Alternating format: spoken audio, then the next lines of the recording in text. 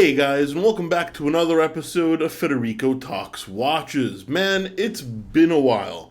I've actually been in the middle of moving homes, so I've not been in the office often, haven't had time to make videos. Moving is like my ultimate worst nightmare. I hate doing it. I absolutely loathe it. I'm pretty sure everybody loathes it, but that's why I've kind of been missing in action. But I'm almost done and I'm back. Time to shoot a video. Today I'm answering your questions. Everything from Omega versus Breitling, the best automatic chronograph under $1,500, and what is the one kind of watch icon I'd like to collaborate with.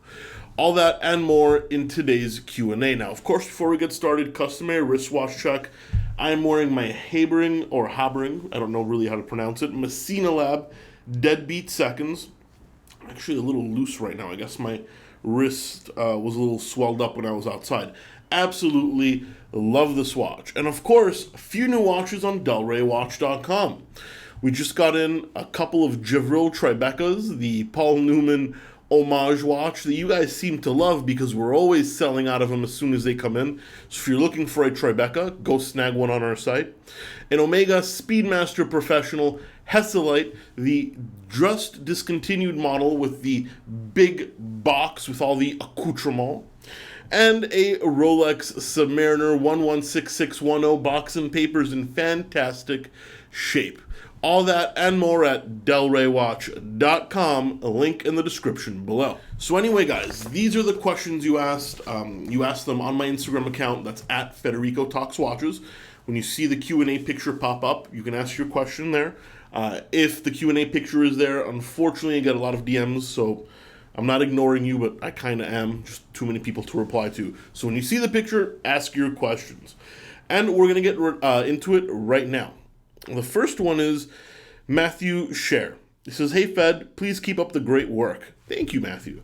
"Who are your go-to strap suppliers?" Well, Matthew, I love custom-made straps, and I buy all my straps from Combat Straps in Montreal. This is not a plug. He did not pay me to say this. Aaron is just a very good guy that has a fantastic service that everybody needs to go check out. Most of my watches are on one of his straps that he custom made for me. Well, except for, this one isn't. This one is on an Hermes style strap that actually came on the watch. Patron Pablo says, "What do you think of Laurent Ferrier? I know they are independent, but is their price justifiable?" Well, Pablo, it is and it isn't. What do I think of Laurent Ferrier? Fantastic watches. Some of the best finishing out there, better than Moser, better than Journe, better than most Patek. Very small production. Yes, extremely high prices, but you have to figure that it's all handmade. And it's all handmade by master watchmakers, so their labor rate is really high. It's not like you're at Lange, Patek, or Rolex where you have a room full of very well-trained minions making your stuff. I mean, Laurent Ferrier pretty much does most of the work on Laurent Ferrier watches, so that's got to be worth something. Also, they're a brand that doesn't sell direct to consumer, they sell to retailers. So right there, they're selling their product to the retailer, and the retailer has a 40 to 45% markup. So that doesn't help either. Do I think it's justifiable? Yes, because there's so few. Probably makes only a few hundred watches a year for the world. Probably even less than that, maybe less than 100. I don't know the exact number. But I absolutely do think it is justifiable. Will they hold value? Well, that is yet to be seen. But buy one pre-owned if the number kind of gets you a little bit. Definitely expensive. I'm not going to deny that. B. Schmid says, "Hey Fed, what brands have you noticed making the biggest comeback since Rolex waitlists have gone so out of control? What brands do you think are cooling off?" Zenith, huge comeback. Omega, large comeback. Breitling, also making a little bit of a comeback. Brands that are cooling off. Frank Mueller, but that's been cool forever. IWC cooled off a little bit as well. It's mostly brands trending upwards. That is one good thing. P. Louch, Sorry if I mispronounced that. Hey Fed, if you had to get an automatic chronograph under 1500, which one would you choose? Well, I would go pre-owned so I can get the most bang for buck, and I will say under 1500 bucks, you don't really have many choices for automatic chronographs. But I'd probably go with like a Longines Big Eye, with the 7750 with the custom column wheel in it, kind of World War II-esque styling, vintage style, but still very classic. It's the right size. Now, 1500 might be a little bit of a stretch on that watch, but you can definitely find one for very close to that, and then I think it's a fantastic value for money, pre-owned. Ruben.gue93. Hey Fed, I wanted to know from you what the biggest difficulties were when you started your own company. Finding suppliers, employees, setting up logistics. I can imagine it was a hard piece of work before everything was in place. Congrats on 100K and keep up the great work.